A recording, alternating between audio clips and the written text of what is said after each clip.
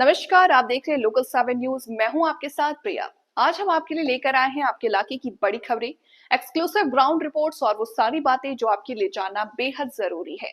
तो आइए नजर डालते हैं आज की इस खास खबर पर। केंद्र सरकार राष्ट्रगीत वंदे मातरम के 150 वर्ष पूरे होने के उपलक्ष्य में देश भर में भव्य उत्सवों के आयोजन करने जा रही है। स्वतंत्रता संग्राम में इस गीत की ऐतिहासिक भूमिका को ध्यान में रखते हुए देश एवं प्रदेश स्तर पर भाजपा द्वारा व्यापक जन भागीदारी वाले कार्यक्रम आयोजित किए जाएंगे। भाजपा प्रदेश उपाध्यक्ष एवं विधायक विपिन परमार ने कहा कि भारत में राष्ट्रगीत वंदे मातरम को पूरे हुए 150 वर्ष गर्व के साथ मनाए जा रहे हैं। उन्होंने कहा कि वंदे मातरम केवल एक गीत नहीं बल्कि राष्ट्र भक्ति एकता का प्रतीक है, जिसे देश के हर स्कूल की दैनिक प्रार्थना में शामिल किया जाना चाहिए। भाजपा नेता ने बताया कि 7 नवंबर को सुबह 11 बजे भाजपा हर संसदीय क्षेत्र में वंदे मातरम का सामूहिक गान करेगी। शिमला में कार्यक्रम अंबेडकर चौक, कांगड़ा विधानसभा परिसर, मंडी में कुल्लू, हमीरपुर में आयोजित होगा। विपिन परमार ने कहा कि यह गीत आज भी राष्ट्रवाद, एकता, मातृभूमि के प्रति समर्पण का प्रतीक है और इसके 150 वर्ष गर्व और सम्मान के साथ मनाए जा रहे हैं। उन्होंने आरोप लगाया कि कांग्रेस पार्टी ने मुस्लिम लीग को खुश करने के लिए वंदे मातरम को पूरी तरह लागू नहीं होने दिया। कांग्रेस ने गीत के कई अंतरों को हटा दिया, जो उसकी राष्ट्र विरोधी मानसिकता को दर्शाता है। उन्होंने कहा कि 1937 में कांग्रेस कार्य समिति ने निर्णय लिया था कि 5 छंदों वाले इस गीत के केवल पहले 2 छंद ही गाए जाएंगे। उन्होंने कहा कि कांग्रेस ने बार बार वंदे मातरम के प्रति अहिष्णुता दिखाई। 2019 में मध्य प्रदेश की कांग्रेस सरकार ने सचिवालय में इस गीत को गाने पर रोक लगाई थी, जबकि 2017 में एआईएमआईएम के नेता अकबरुद्दीन अवश ने स्कूल में वंदे मातरम अनिवार्य करने का अनुरोध किया था। वो विषय है वंदे मातरम, जिसके 150 वर्ष पूरे हो रहे हैं 7 नवंबर को, और भारतीय जनता पार्टी की ओर से इस कार्यक्रम के कन्वीनर, संयोजक के रूप में मुझे दायित्व दिया गया है पूरे प्रदेश का कार्यक्रम को लेकर के, और हमारे सहयोगी के रूप में कुसुम सदरेट जी, किरण बाबा जी यहाँ पर उपस्थित हैं। 1875 में वंदे मातरम रचा गया था, लिखा गया था, और लिखने वाले बंकिम चंद्र चट्टोपाध्याय आज 1875 और 2025 ऐसे लगभग 150 वर्ष पूरे हो रहे हैं 7 नवंबर को। और जब ये गीत लिखा गया था तो ये राष्ट्र भावना, अंग्रेजों की हुकूमत के खिलाफ जो देश खड़ा हो गया था, उसको गति देने के लिए ये वंदे मातरम लिखा गया था 1875। और भारतीय जनता पार्टी के साथ साथ केंद्र सरकार ने भी ये फैसला किया है।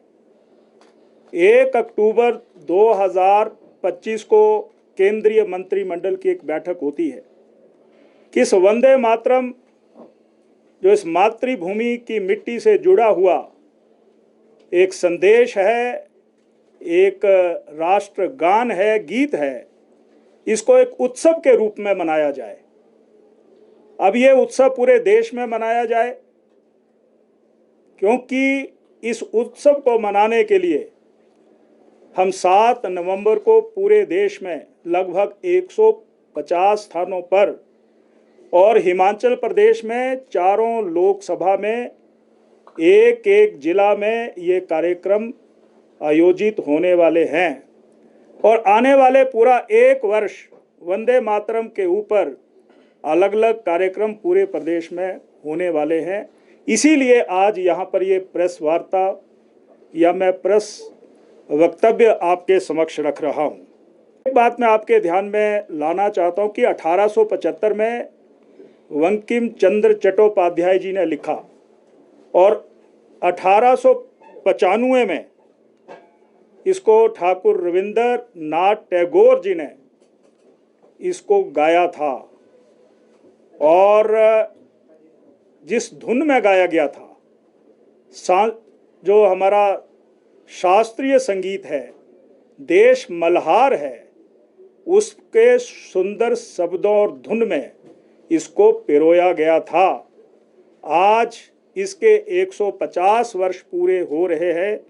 ये आपके माध्यम से यहाँ पर विषय रख रहा हूँ। और ये जब वंदे मातरम का गीत गाया गया और बंगाल के विभाजन के समय जो 1905 में हुआ था, उस समय ये गीत पूरे देश में लोगों की जुनून और एक उत्साह के रूप में आंका जाने लगा था। लोगों को उसके कारण एक ताकत मिलती थी। ये भी बात मैं कहना चाहता हूँ। जब देश आज़ाद हो गया तो संविधान सभा की बहुत सी बैठकें होती थी। वहाँ पर जो हमारा राष्ट्रीय गीत है और राष्ट्रीय गीत के साथ साथ राष्ट्रीय गान है, उसको उसका मान सम्मान संविधान सभा में उसको वैधता मिलती थी। परंतु देश की आज़ादी के बाद देश के प्रथम राष्ट्रपति डॉक्टर राजेंद्र प्रसाद जी ने 1950 में इस राष्ट्रगीत को नेशनल सॉन्ग का दर्जा दिया गया। ये भी मैं यहाँ पर कहना चाहता हूँ। वंदे मातरम एक जुनून था, एक नारा था, एक कविता नहीं। इस देश के वीर क्रांतिकारियों के लिए, जिन लोगों ने देश के लिए कुर्बानी दे दी, उन्हें शायद ये पता था देश को आज़ादी मिलना एक लंबा और कठिन काम है, परंतु जो मूल इंस्पिरेशन थी, मूल स्रोत था उनकी हिम्मत और हौसले का, वो वंदे मातरम था। और उस वंदे मातरम के लिए जिन लोगों ने अपने प्राण न्यौछावर कर दिए, हम भगत सिंह जी को आज यहाँ पर याद करना चाहते हैं, सुभाष चंद्र बोस जी को याद करना चाहते हैं।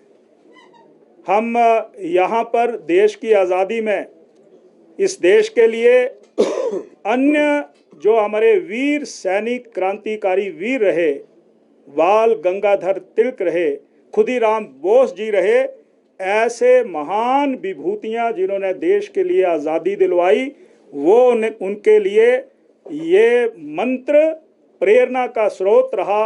और उन्होंने अपने जीवन की आहुति फांसी के फंदे को चूमने के बाद भारत माता अंग्रेजों के चंगुल से मुक्त हो जाए, उसके लिए उन्होंने ये प्रयास शुरू किया था।